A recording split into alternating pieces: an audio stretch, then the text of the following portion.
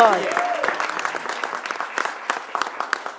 If you run your own business, it's hard to get away on a Tuesday morning. Who's back running the shop, right? I know how that goes. My mother had a little shop, and it was she and I. If we weren't in the shop, it wasn't open. So we understand the stresses. But all these entrepreneurs made a point to be here today to lend their time and their voices because organized retail theft poses a real threat to their livelihoods. And as governor, I'm not going to stand by and watch brazen thieves wreak havoc in their shops and dismantle, destroy everything they've built. And I know how hard it is on their workers.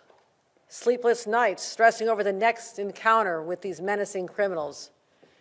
And sometimes you're then stuck paying out-of-pocket expenses for the broken windows, the broken locks, replaced stolen items, and all the extra security. It's becoming a never-ending nightmare for business owners like Deborah Koningsberg, who you're going to hear from in a couple of minutes. And she'll speak to us what it's like owning 2 clothing shops in New York City's Nomad District. Now, over and over, she's seen thieves come in, scare her employees, and make off with literally hundreds of dollars worth of clothing all at once. She does her best to reassure her team and recoup her losses through a never-ending stream of insurance claims. You know, people like Deborah deserve better. They're the lifeblood of our communities. They're what gives it its charm, its vitality, its personality. And people represented by Deborah here all across the state of New York deserve to live and work in safety. And these incidents have become much more frequent. And as a result, there's been a pervasive unease just seeping through our communities. It's really unsettling when you walk into a store and see items that you thought you could purchase easily locked up behind glass windows. Or worse, you actually witness one of these sprees in person and not quite sure, are there weapons involved? Is there going to be harm to you and to the other customers? It's high stress. And people think, you know what, I'll just do it online. You know what that does to retail? It kills it. And we saw that during the pandemic when so many people turned out of necessity to purchasing online. But it is the downtown communities that benefit from having retail shops open, their doors wide open, welcoming walking people in the walking traffic. And so foot traffic dwindles when people go online, profits go down, people don't look at other items in the store, right? And some businesses just can't make it. And communities lose their identity and their vitality. This can no longer stand. It's time to go after the organized retail theft rings the same way we went after the gun traffickers and car thieves. Here's how we do it. We have a record of success. Launching specialized units, forming new partnerships, strengthening coordination between law enforcement agencies, and elevating the role of the state police. Now, doing this, we drove down the sky-high gun crime back to historic pre-pandemic levels, historically low pre-pandemic levels, and we used the same strategies to knock down car thefts in places like Rochester. We knocked it down 55%, down 45% in Buffalo in just a matter of months. Targeted strategies that work. But you know, we don't fight crime by just throwing everything at the wall and see what sticks. We do it with precision and purpose. We zero in on what works. And that's why in my fiscal year 2025 executive budget, I propose more than $25 million to establish a dedicated retail theft team within the New York State Police. This will fund over 100 new state police positions, investigators, troopers, crime analysts, all devoted to retail theft. We also included another $15 million to help prosecutors and police go after these criminals. Because many times these are transnational organized crime entities, operations, I'm proposing for the first time that we launch a joint operation between state, federal, and local law enforcement and going after these increasingly sophisticated multi-state retail rings. That's what this is all about. An intense focus on a persistent area of crime with regular collaboration and sharing of data all throughout the week. Now, in many cases, retail theft is no longer one person waiting for the right moment to snatch an item. It's much more sophisticated than that. You get multiple groups working together. Somebody distracts, someone's talking to someone at the counter, making sure your eyes are not on the people in the store. They have lookouts. They have getaway cars. They have planned escape routes. It's like Bonnie and Clyde all over again. I mean, these are very sophisticated. And they have access to fledgling illegal online marketplaces where they can quickly turn their ill-gotten gains into cash for themselves. They often go over state lines, county lines, making their crimes harder to investigate. And we want to break down these silos and have more interagency cooperation so jurisdictions and police can work together, find patterns, link crimes, infiltrate these networks, and build strong cases. We also want to protect these businesses. We're providing $5 million for a tax credit to small business owners to offset the cost of additional security measures like cameras. You know, life is already hard enough to run a successful business. As I mentioned, my mom opened a little flower shop. It was mostly her and I. I'd go in on a Saturday or Sunday and help her out. You know, she had to comb over every single expense. You know, we were just on the margins for such a long time. I don't know if she ever made any money, but she loved hiring women, just so you know. She wanted to hire women who needed jobs. But unanticipated costs, despite all your best planning, they can set you back. You know, they can also shut you down. We can't have that. We can't have that. That tears at the vitality of our state, the fabric of what binds us together. We have to make sure that we do something aggressively about this. And business owners should be reinvesting their profits into the business itself, not forking over thousands and thousands of dollars for extra security. Let's give them some help. And finally, let's strengthen our laws.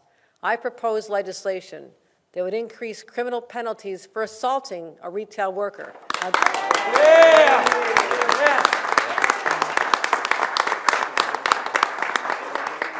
These individuals are very exposed, especially in a small shop with just one worker. They don't have any way to protect themselves. They're literally on the front line. And under this law, assaulting a retail worker would carry the same elevated penalties that we have in place for assaulting a first responder. Yeah! Retail theft has been long characterized as a petty crime, but calling it that makes it sound small and trivial. But ask me, let me ask the people behind me, do you think it's small when someone comes in and steals from you? Absolutely not. Let's ask their employees how they feel. So this description, even in our law, minimizes the impact that it has on all of you and your workers. And I'll tell you, more and more shoplifting incidences are turning violent. In fact, since the pandemic, shoplifting incidents involving physical force have more than doubled. More than doubled. So those who harm our retail workers must pay a steep price and a punishment that fits the crime. Yes. Yes. And we also want to make it harder to sell these stolen goods online. Yes. We have to break the pipeline of stolen goods and go after the middlemen, middlewomen perhaps, the third-party sellers that underlie the sharp surge in retail theft. Right now, as the law is written, there's a lot of incentive and very little risk for the middlemen, people that they can use to fence these stolen merchandise. These third parties typically resell items over the internet, but they never have those items in their possession, which makes it really hard to go after them. The law I'm proposing would change that, allowing prosecutors to hold them accountable if they know or should have known that the items were stolen. I'm asking my colleagues in the legislature to step up.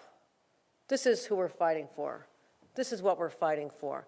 This is an important fight to take on because the status quo, the lawlessness, the chaos that is going on in our stores, in our communities all over the state of New York, it must stop. So let's step up and do it. We have a plan. Yes. We can get this done. Yeah.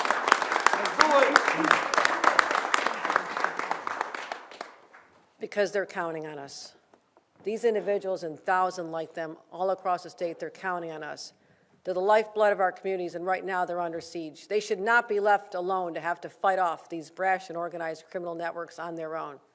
So I'm calling on the legislature to approve more than $40 million that law enforcement needs right now to crack down on retail theft. Yes.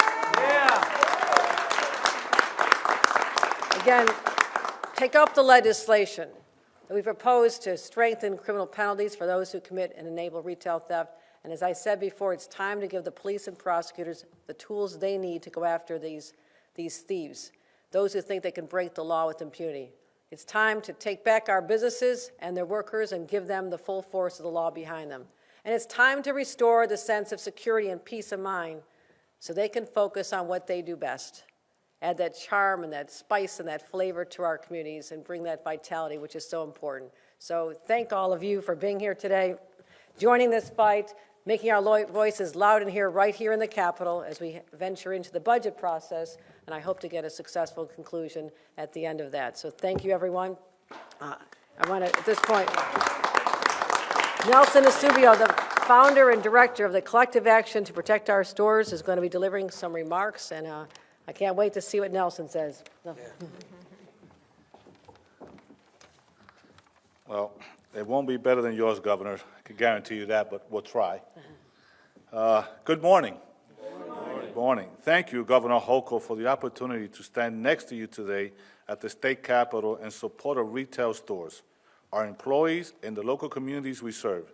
Your leadership on the issue has been a beacon of hope, and we greatly appreciate your continued support on our fight against these prevalent issues. My name is Nelson Eusebio. I'm the Director of Government Affairs for the National Supermarket Association, NSA, and previous New York City supermarket owner.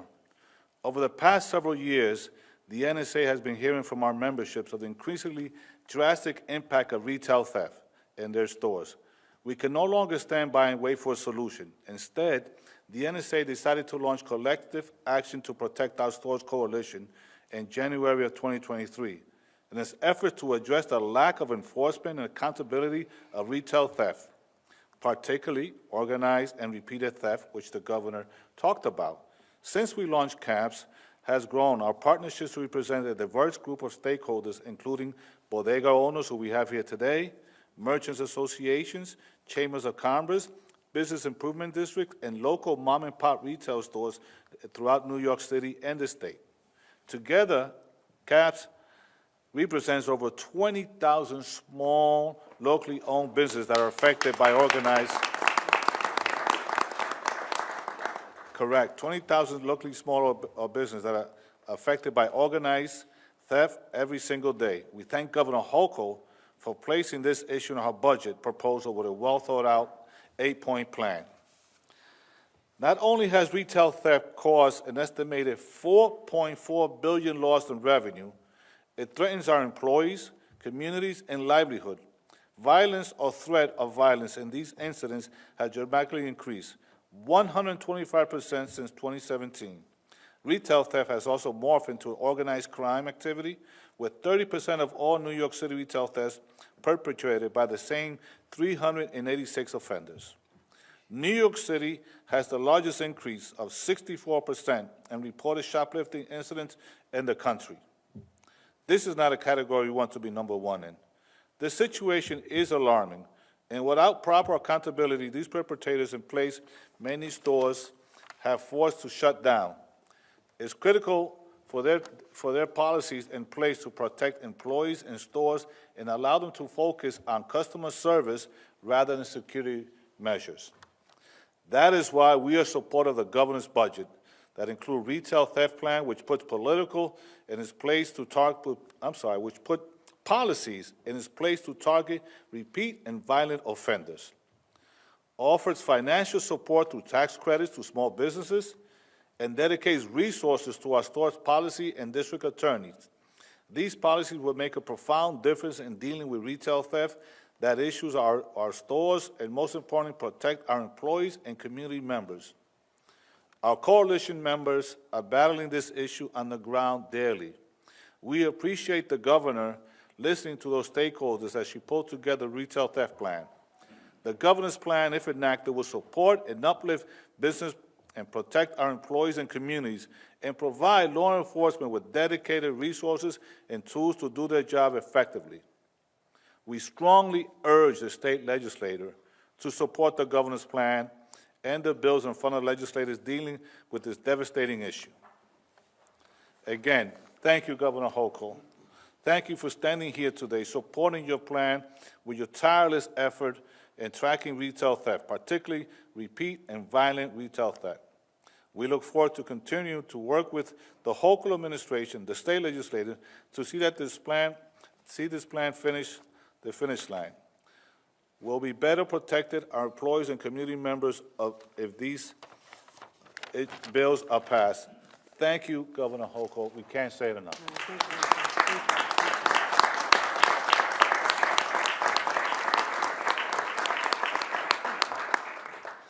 I'd like to introduce the next speaker, Deborah Koenigsberg, owner of the Vintage Boutique. Good morning, Governor. Thank you for having me today. Thank you for all that you're doing to support small businesses. In September of this year, it will be 35 years since I opened my French boutique in Manhattan. And I have since opened a thrift store, and I run a charity for 30 years.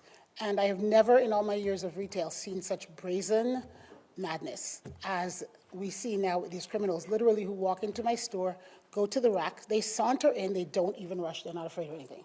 They walk up to the racks, they pick things that they want, and they walk out the door, and my employees, as I've told them, don't go after them, because we also never know who has a knife or who has a weapon.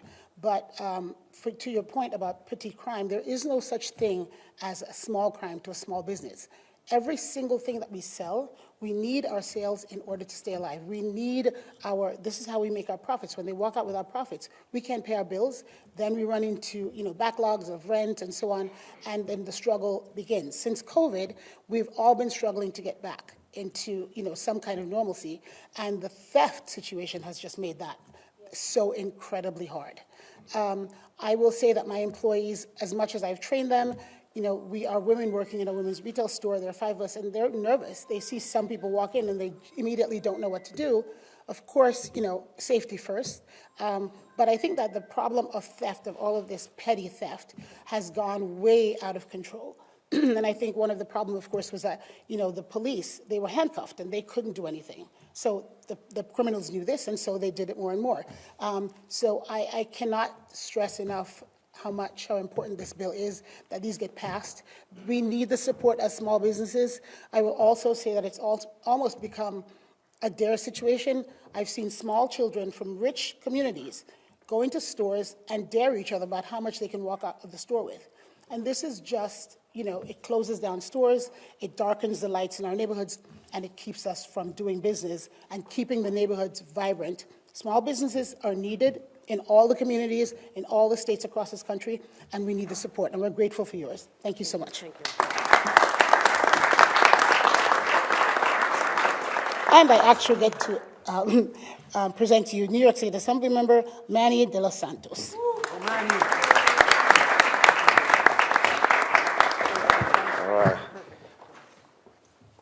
Good morning. We certainly didn't get here by ourselves. We have strong groups and coalitions that has been part of this movement to make New York State a better state.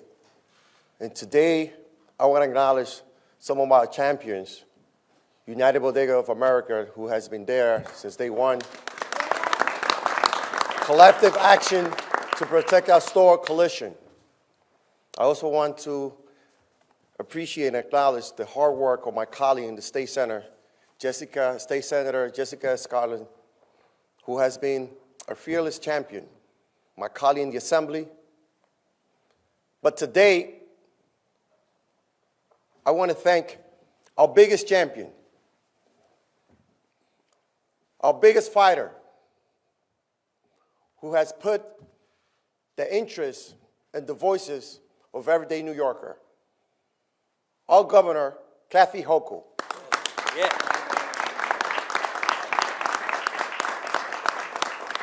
Governor, we thank you today not only for taking the initiative, not only for protecting New Yorker, but also for putting our business first, for putting everyday New Yorkers first, for putting family first, for putting our children's life first, who depend on these small businesses.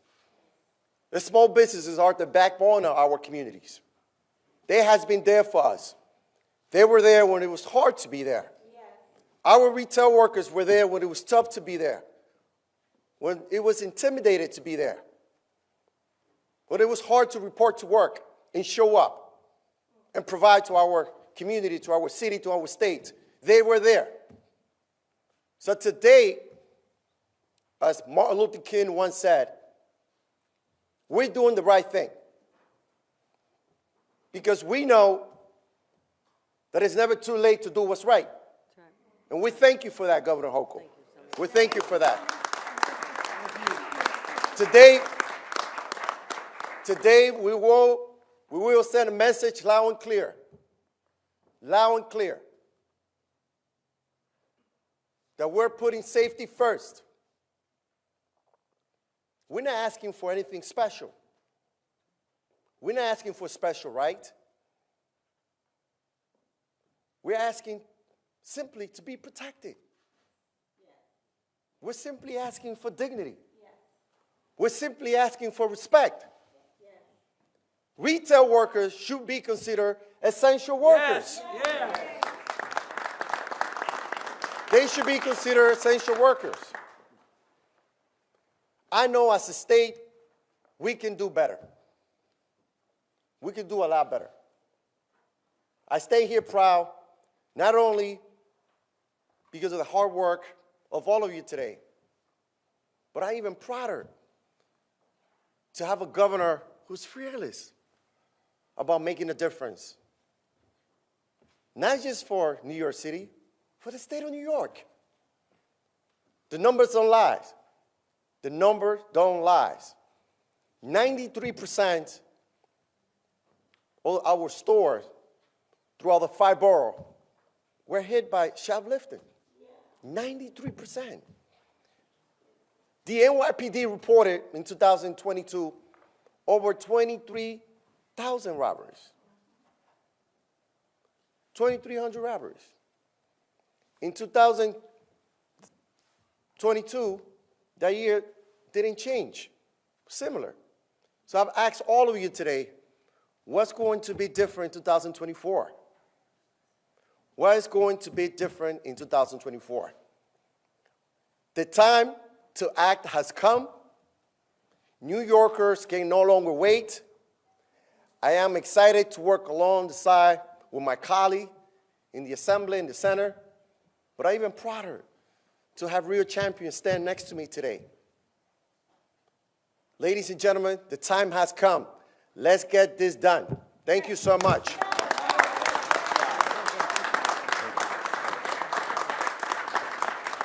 Thank you. That concludes our program. All right, thank you for joining us as we launch another effort to combat crime in the state of New York, particularly this rise in retail theft that has been affecting so many of our small business owners in particular. And so we have a multifaceted approach. We hope to get this done in the next couple of weeks, working with the legislature, and I'm optimistic. Governor, the state Senate released their One House proposal last night, and they eliminated the portion that you included that would create assaults on retail theft or retail workers, put it in a different category. They completely nixed that. Does that mean that this proposal is dead on arrival now within the next couple of weeks of budget talks? No, I think history will show that this is when the conversations begin. There are clearly going to be more than that as far as differences of opinion on how to approach situations that demand our response. So I'm looking forward to those conversations with the legislators, and you heard some of their key leaders speaking here today about the need to do something, but I also think that these individuals are very vulnerable, that they deserve to have protections, and if that's a deterrent, then that's the route I want to take. So conversations are just beginning on that. Do you think it's that the Senate does not recognize those same principles that you just mentioned? I think you can ask the Senate what they recognize or don't recognize. I know how I feel. I have an off-topic if we're on to that. No? That's all you have? That's it. Let's go. All right. So the On those one-house budgets, the Senate and Assembly want to restore the school aid reductions and have a $1 million study to restructure foundation aid. Also wondering about the Senate housing plan, what you think of that. Let's reset for going back the last two budgets. You'll not hear from me any element that I'll be negotiating until it is settled. It's important that I have the opportunity to sit down with the leaders. We talk to the members. We share data on our vantage point and why we think we need to take certain actions. And we'll continue those conversations. But I'm not going to be giving you any prejudgments on the outcome. We have a long way to go. Could you at least answer, would be okay to wait on foundation aid, to have a study on it first? I will say that that has been one of the proposals. I even heard a 3 to 4 year study. So that is how you would define kicking a can down the road if it were to be something in that vein. But I'm open to all ideas, but I know where I stand on these issues. Governor, can you explain the thinking Brett, you behind... calling somebody? Who are you calling, Adi? Okay. Governor, can you explain the thinking behind the directive on long guns, the National Guard and the subway? No, I asked them to come and just be supportive, in a supportive role to NYPD.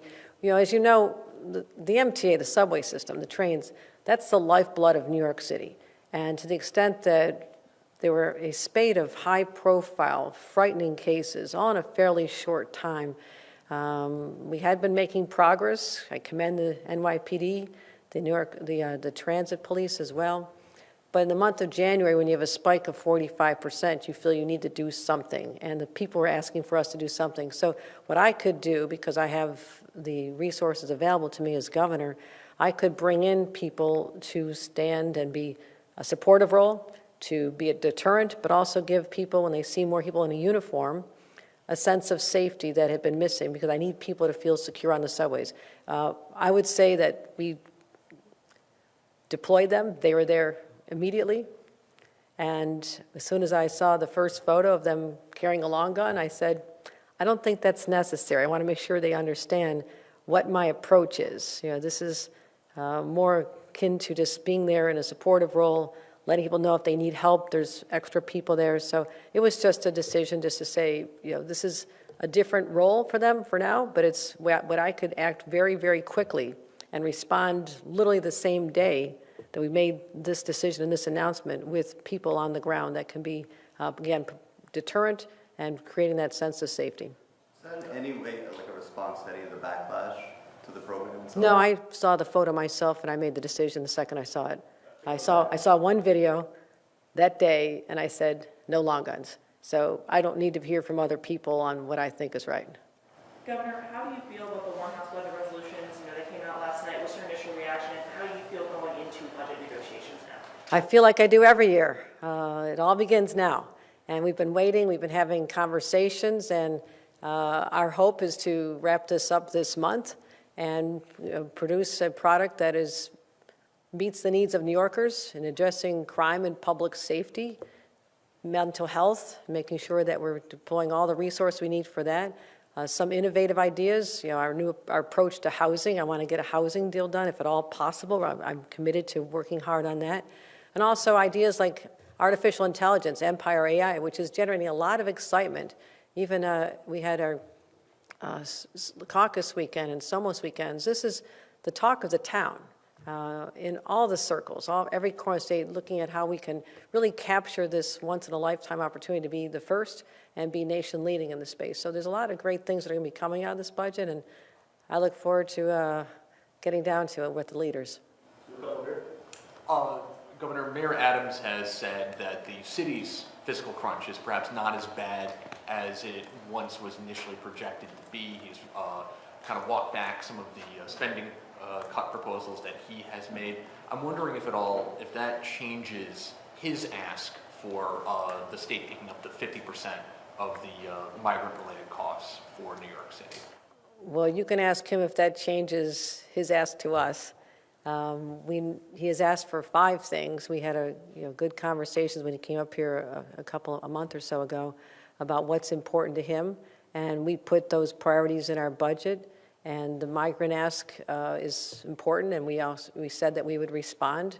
and have responded with a significant amount of money from New York taxpayers.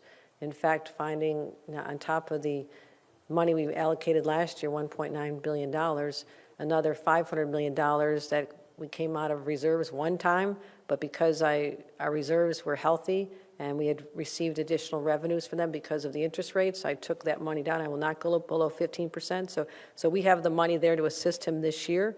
And so we're going to continue that support. But I don't think people here, when they think about our contributions, is the fact that I'm also paying for 2,100 National Guard members. We are paying the health care costs. We are paying $86 million or more in the tracking system so we can understand where people are and connect them to jobs and get them applying. So there's a lot of secondary costs that aren't necessarily housing, but that the state has absorbed. So all that goes in the equation of what our true contribution is to this situation. Governor, I was curious, you have really focused on building more supply and addressing the housing crisis, and in the one House budget, the Senate did propose what lawmakers are calling the Mitchell Lama 2.0. They want to create a new state entity to fund developments on state land. I was curious what you think about that, if that's the right way to build. And also, you did just say you're hoping to get this budget done this month. I know that the deadline butts right up against a big holiday, so I was curious if what you really see, how likely you see that happening and getting done in March. Well, what's today's date? There is time to get this done. You know, we've put a lot of effort into developing our budget. The one House bills, the legislature's been working diligently, I know that. And so everything we need to have is on the table now. And we already talked about having what they call the tables, the groups of individuals who are specialists in different subject matters, have them meet now, have these conversations now. I've never been a believer that this all has to come down to the final week. I was a procrastinator growing up. I've since, as an adult, stopped being a procrastinator, and I think we can get many more thoughtful conversations during daylight hours without the stress of the clock barreling down on us. I think that's how we'll get to the results that are better for everyone. So we're trying to shift the dynamic a little bit here and lay out my expectations that we start earlier. We have productive days. Doesn't have to be late at night for now, later. But also, we are conscious of the holiday calendar. And if the legislators want to wrap it up beforehand, I've just put out there that I'm willing to do that. If we can get to agreements, get this settled, even if it's a handshake before and then come back later and pass it the following week. That's all on the table, but also, you know, I also know that I'm willing to do what I need to do to get the job done. So just, it's a great possibility, great potential, and it'd be great if we could do it, but I don't have a guarantee at this early point. And you also mentioned housing. We put forth a plan of $500 million to build on state land. Our estimate says that that builds us only 15,000 units. So the point is, that doesn't get you a lot, but it gets you something, and I have the control over that, so I can make decisions and we can move ahead more quickly. I'm obviously entertaining what they put forth. You know, my job is to assess and analyze this and how this fits into the overall objective, which is to start building again. We desperately need more housing built in this state. Full stop.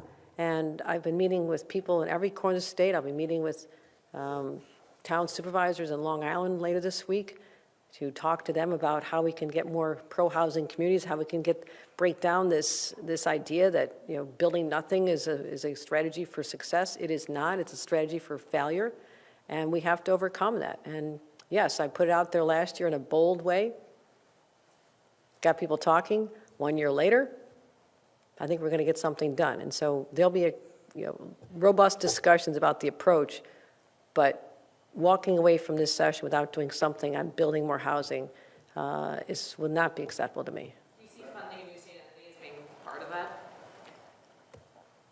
Let me process the idea of a new state entity. I'm not going to be prejudging. You hear me say that a lot. I'm not prejudging it. I'm saying we just found out late last night, you know, it was 9:44. The one house has dropped, and we're ready to analyze that. But I'm glad to see that people are now coming around to the idea that housing needs to be built. This is a transition from a year or even past years. People are now saying it has to happen. That, to me, is great progress, and I'm really proud of it. Both chambers in their one houses once again proposed raising the income tax rate on high earners, 5 million to 25 million and above 25 million. You repeatedly said no new taxes, you won't raise taxes. Do you still stand by that? Is that a non-starter for you, or will you be willing to negotiate potentially raising taxes on high earners as both chambers have proposed?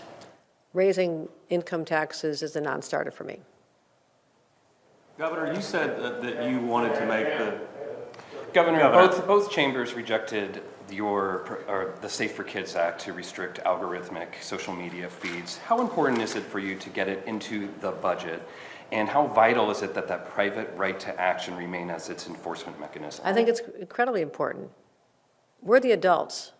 If we don't have the guts to take actions to protect our children from what has now been demonstrated to have a detrimental effect on their mental health, then shame on us.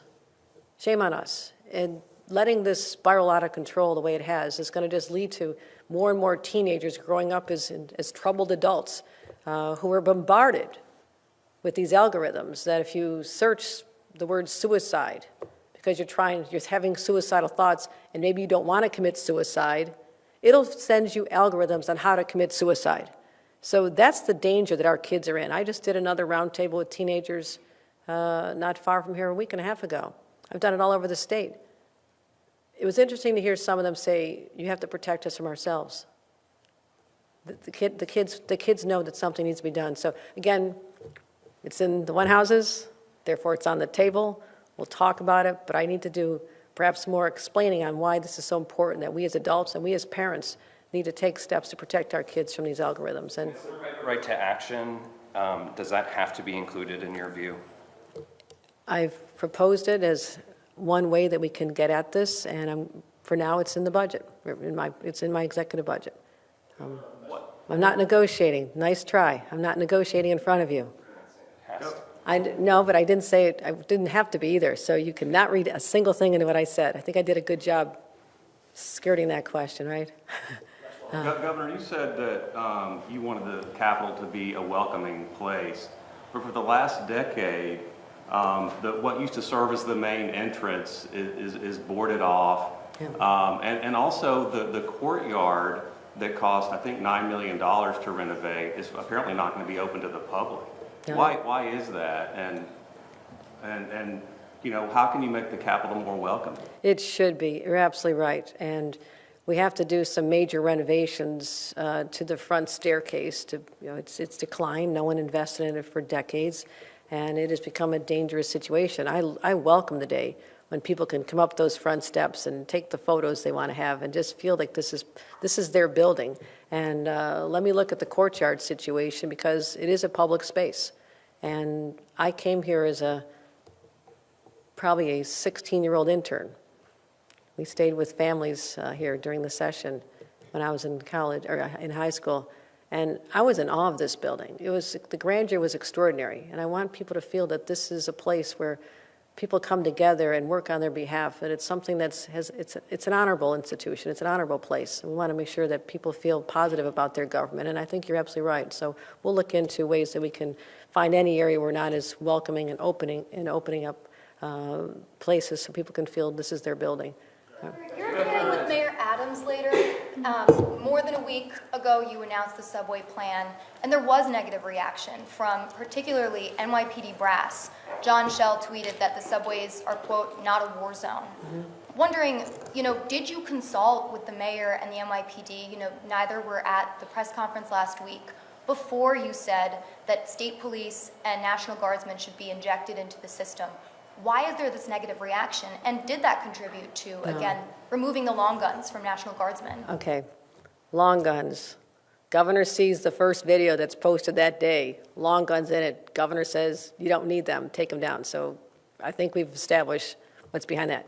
We also established, as you asked last week, that the mayor was at a funeral. Our teams had talked the night before about their scheduling. My schedule isn't terribly flexible. We had a time we could do it. He couldn't make it. But literally days before that, we sat down with NYPD, Transit Police, Jano Lieber. The mayor participated, his senior team, and my team gathered to talk about this rash of events that were happening on our subways, the slashing of the throat of a conductor, pushing people in front of the tracks, shootings up in the Bronx, and this overwhelming sense of unease despite the very best efforts and the hard work of the NYPD. I've always respected them, and I said to them, they said, we need help.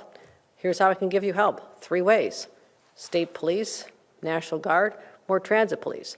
Now, you want money can come, money comes in budgets, okay? I can't, and the money, if I handed you money that day, would not have materialized into more people being hired and helping out there. So there's a lot of ways to approach that, but also they're very interested and supportive of our mental health approach that says, you know, a parallel problem and what is frightening, just as frightening to people, is whether or not they're going to be subjected to being in the presence of an individual who's having an episode or a mental health episode and desperately needs help and could do harm to themselves or others. I said we're going to enhance the teams that are down there, double the number of them, so we can get people with these severe problems who could do harm to others and have demonstrated they will, out of that environment and get them into supportive housing, get them into the help they need. So it's a mental health side. It's also making sure that the judges have the ability to say to someone that if you've assaulted an individual, a violent assault on a passenger or an employee of the MTA, the judge has the discretion to ban someone for 3 years only for those offenses. This is not every crime. A lot of misinterpretation around this as well. So it's a 5-point plan. We talked about it with the mayor's team. So I can't tell any more than that's exactly how it came down. So I'll be with the mayor today. We continue to talk all the time. We have a very close relationship when it comes to teaming up and dealing with the specter of crime in our streets. But also progress is being made. We just had a spike in events that really, you know, psychologically set people back. But we're hoping to see a good trend in the numbers coming up. And we watch the numbers all the time. When it calls for action, I am there to support the mayor and his efforts, his hard work with the NYPD to keep New Yorkers safe. So I'm going to be heading back to the city right now, so I've got to run. Thank you, everybody. Thanks, everybody.